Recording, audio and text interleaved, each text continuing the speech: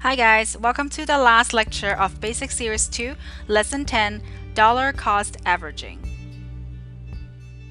Let's go straight down to business. If you have gone through our archive videos about investment methods, you will find we have a video talking about different types of investment.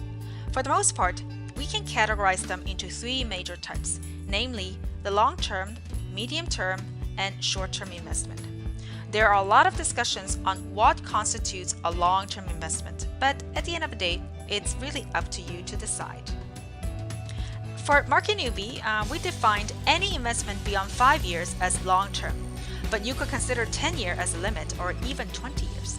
Some would go to the opposite extreme and they would consider any investment longer than 1 year as long-term investment.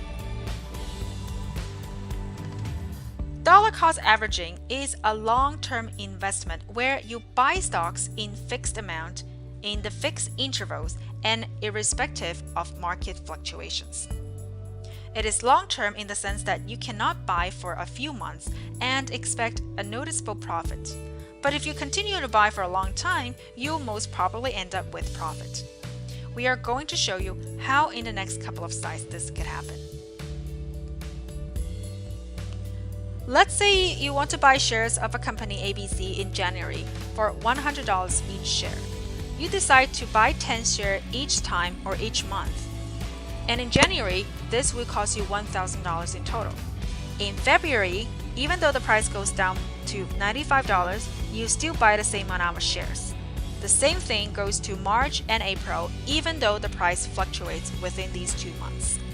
At the end of May, let's say you sell all of the shares that you have bought in the previous months at a current share price of $100 each. You will actually end up with $750 of profit in total.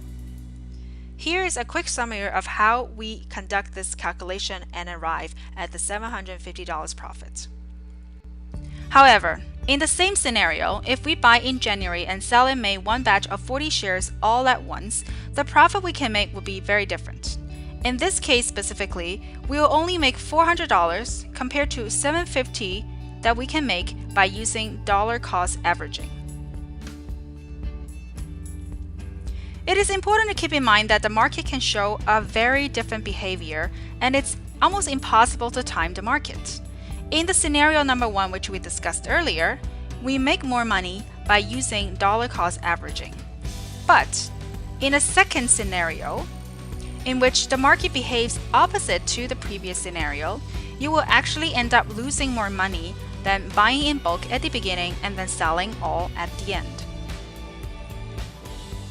If the market is always ascending, it wouldn't make a difference whether you go with dollar cost averaging or selling and buying in bulks. You might worry that in a downtrend, you will lose even if you use dollar cost averaging. But if you remember the slide from our previous lesson, the economy trend is always growing given the population and demand increase. You could end up in a recession trend and end up losing for the first couple of years, but no matter where you get in the economic cycle, and if you wait long enough, you will end up winning.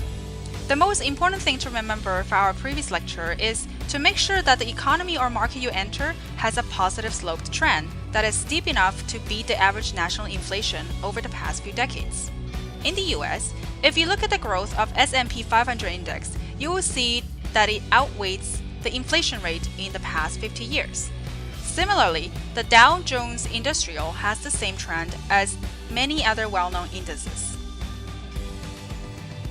As you can see, dollar cost averaging has its pros and cons. The first advantage of this technique is that it's very simple, which makes it ideal for us newbies. Simple purchase and fixed amount at a certain interval. Very little stress involved. Secondly, due to its simplicity, it pushes you to get into the stock market and overcomes your inherent fears. Since you buy at fixed intervals, it takes market emotions and greed away. You don't need to constantly worry about what's happening in the market. You just need to keep buying. Furthermore, you only need to spend perhaps 5 minutes a month to complete the task.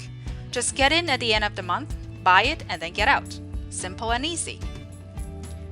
There are disadvantages as well. The number one thing is that you could miss out on great buy opportunities that are created in the dip.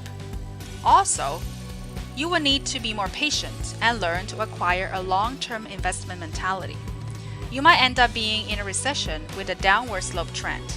If this happens, the bear market could stress out many newbies in fear of losing our capital. Another big problem could be the choice of stocks. What is it that you want to buy for 20 to 30 years? If you buy the wrong stock from the wrong sector, you might end up losing rather than winning over the long run. This is one of the reasons why, when using dollar cost averaging, most investors buy shares of very large corporations or well-established ETFs that track famous indices such as Russell, Dow Jones Industrial, S&P 500. Congratulations for completing the last lecture of Basic Series 2.